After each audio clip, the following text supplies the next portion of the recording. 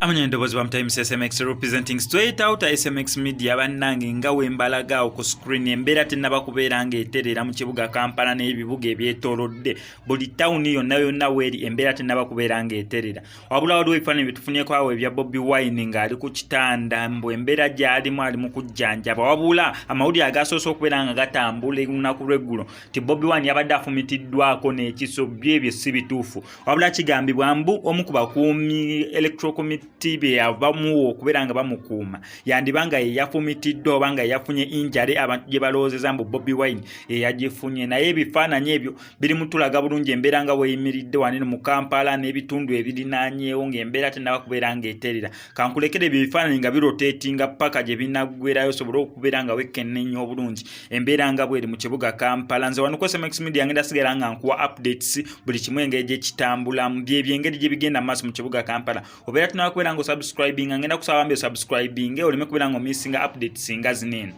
byebyo